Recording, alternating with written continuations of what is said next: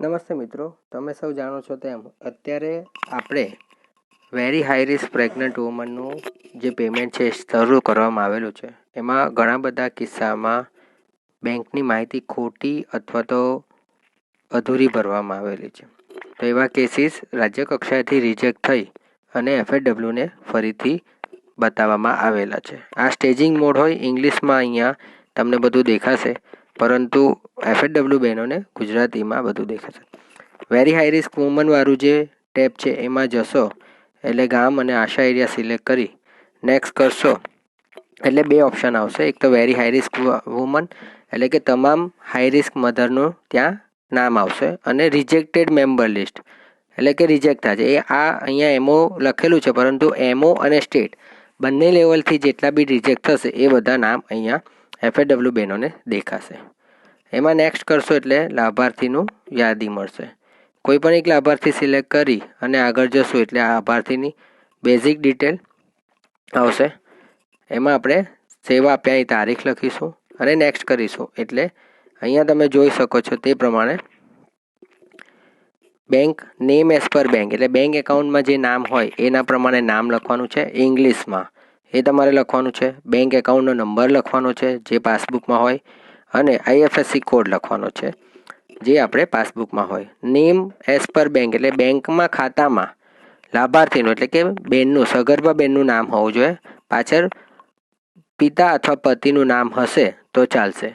Joint એકાઉન્ટના કિસ્સામાં પણ અહીંયા પહેલું નામ જેનું હોય તેનું અને એન્ડ અથવા તો ઓબ્લિક કરી અને સગર્ભા માતાનું બીજું નામ હોય તો એ લખવાનું રહેશે. નેક્સ્ટ કરશો એટલે આપણી જોડે બે ઓપ્શન રહેશે. કેમેરાથી પાસબુકનો ફોટો પાડી શકાશે અને અપલોડ ગેલેરીમાં જઈ અને આપણે ગેલેરીમાંથી ફોટો અપલોડ કરી અને નેક્સ્ટ કરીશું એટલે એ ફોર્મ સેવ થઈ જશે. અત્યારે હાલ હું એક રેન્ડમ ફોટો ક્લિક કરી અને અહીંયા અપલોડ કરી રહ્યો છું. એ અપલોડ કરશો એટલે આ ફોર્મ સબમિટ કરશું એટલે એ મેડિકલ ઓફિસરના ડેશબોર્ડમાં દેખાશે. એટલે આ રીતે આપણે FAW બહેનોએ એમની કામગીરી કરવાની છે. જેવું FAW બેન પોતાના મોબાઈલમાં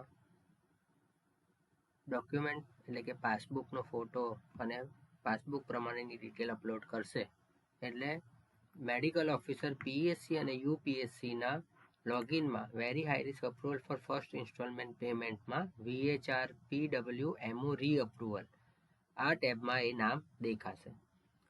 આ નામમાં થઈ અને તમારે અપ્રૂવ બટન ઉપર ક્લિક કરવાનું છે.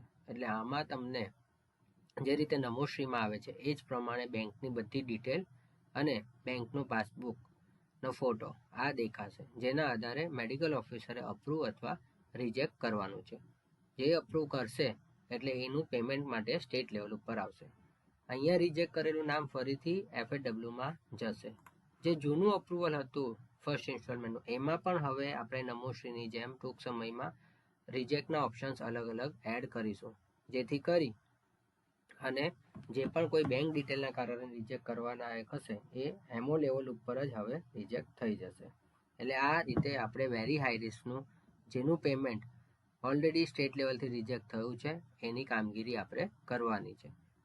આ ફક્ત ને ફક્ત very high risk pregnant woman માટેનું જ હતું. નમોશ્રી માટે જે પણ સ્ટેટ લેવલથી રિજેક્ટ થશે એ ફર્સ્ટ અને સેકન્ડ એટલે કે એમઓ અને THO લેવલ પરથી જે પ્રમાણે રિજેક્ટ થાય છે અને FAWમાં દેખાય છે તે જ જગ્યાએ નમોશ્રીના ફોર્મ દેખાશે. એટલે આ વેરી હાઈ રિસ્કના જે રિજેક્ટેડ કેસીસ છે એના માટેનો ફ્લો હતો. આભાર.